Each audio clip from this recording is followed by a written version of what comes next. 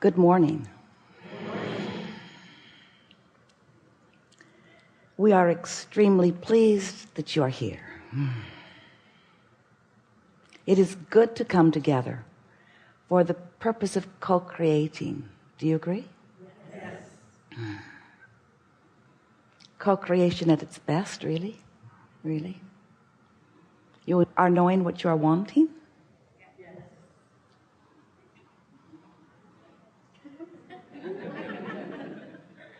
We almost believe you. Are you enjoying the expansion of your personal preferences? Yes. Feels good to desire something when you hold the knowledge of its certainty. When you want something that you feel is probable, you feel good about it. When you want something that you absolutely know is possible, in other words, there's no question that it can be your experience. It may be a matter of time or timing, but that kind of desire feels good to you, doesn't it? When you want something that you feel doubtful about, that desire doesn't feel so good, does it? And we want to say that's not really a pure desire. A pure desire feels certain, and that's the desire that we want you to accomplish. Not just today, because we're goosing you up, but every day, because you understand the laws of the universe. And we know that it requires understanding the laws of the universe in order to feel certain. If the laws are unknown to you, or if you misunderstand them, or if you're not good at applying them, then you're not getting good results. And if you're not getting good results, then you don't know, because words don't teach. Others who have had good results with their application of the laws of the universe can demonstrate it all day, every day, and do. And as you watch from your vantage point of not knowing, of wanting to know but not knowing, of wanting to trust but not trusting, of wanting to believe but not believing, because words haven't taught you anything. When you watch others in their expression of success, it just teaches you that they have good success.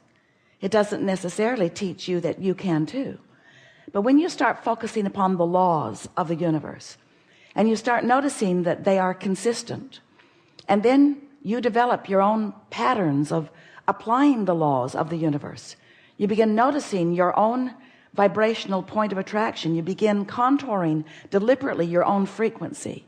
You begin thinking about what you're thinking about deliberately. You begin choosing the frequency of it before you apply too much thought to it. You notice the frequency of your vibration. We know vibration is a boring topic, but it's everything. You notice the frequency of your vibration before you allow law of attraction to provide more momentum to it. So you begin to gain more and more control from the early stages of your point of attraction. You don't wait for something to occur and then examine it after it has occurred, after the momentum has become so huge that you have no creative control over the momentum. You control the momentum early on, and you let the laws of the universe show you how helpful they can be to you.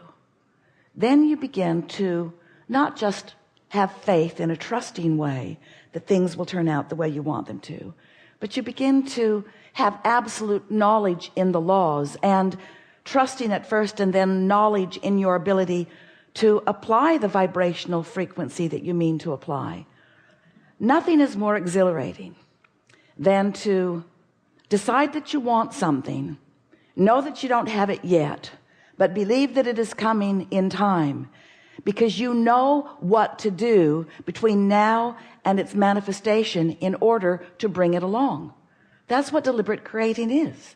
It's knowing that it is certain that you can be or do or have whatever it is that you choose, and trust, or better said, knowledge in your ability to apply the frequency to you.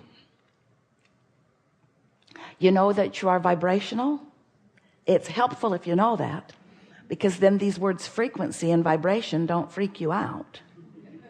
You are human. You are all manifested, but you are not completely manifested. You're only partially manifested. The manifestation of you is continuing to occur, but it is more than the manifestation of you that is expanding. It is the vibration of you that is expanding. And do you know that your only problem in the whole world is that your vibration expands faster than your manifestation, and you don't like that? If you could make peace with the fact that you are vibrational and start to enjoy the vibrational expansion and not care so much about the right now manifestation, but you could take pleasure in the vibrational expansion, then you'd be home free. Then you'd be the joyful being that you were born to be. And then manifestations would be happening faster, but then we've sort of worked ourselves and you into a little hole, haven't we? Because we say, if you don't care about manifestation, manifestation will happen faster. There's something really screwy with that logic, isn't there? Wait, I don't care, but it'll happen faster. So I think maybe I do care. And we say, we think maybe you do care, and we think maybe you do care too much. And if we could help you to realize that the reason that you want the manifestation is because we can't think of a good reason, can you? Well, you like the manifestation because it is the fullest realization of your vibrational alignment. So we understand why the having of it, the being of it, the doing of it is meaningful to you. And you are here in these beautiful manifested bodies in this wonderful manifested world. And so there must be a reason for manifestation. We just want to help you to discover that the path to manifesting, to having the flesh, blood, and boning part of your physical world, the tactile, sensual, physical part of your world, we want you to understand that the path to it is vibrational. The path to it is sensual. The path to it is emotional. It's not through action. And so many of our physical friends, that includes you. You are our physical friends, but we're including you in this very carefully stated scenario. You put too much credence in action, and you offer a lot of action without tending to your vibration. So you have to offer more action than you're comfortable in offering, and you don't get the results that you could if you were vibrationally aware. And so life is harder and less effective for you than it could be, which is what makes you not trust, which causes the perpetuation of a vibration that slows it all down. And that's sort of the human cycle. I want this thing that I can't figure out how to get to, and I resent those who have figured out how to get there. And I've made up erroneous, inaccurate stories about how they got there. And so we just thought it would be nice to sort of clear things up, to help you to understand how they got there, how you got there, why you're not getting there, why they're not getting there, why you're getting there slowly, why you're getting there quickly, why it's not more fun on your way to getting there, why when it's not fun you never get there. We thought it would be fun to clear all of this up, because life is supposed to be fun for you. You're supposed to be having a good time on this never-ending journey of expansion. That's sort of a downer to a lot of humans, this never-ending journey. You got to be kidding me. And if a never-ending journey bothers you, then what we said about you is really true. You're putting too much credence in your action and not enough attention to your vibration. And so you're tired on your journeys instead of buoyed by them, you see. When you go with the flow, when you catch the spirit of the energy in motion, and you learn to tend to your vibrational resistance, which is the thing that slows the stream, slows the flow.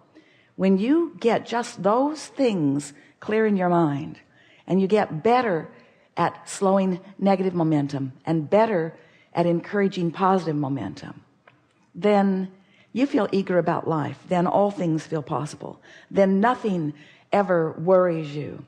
Then you spend your time like you do at most buffets, just choosing what pleases you most, rather than petitioning to get the stuff you don't want thrown out, you see.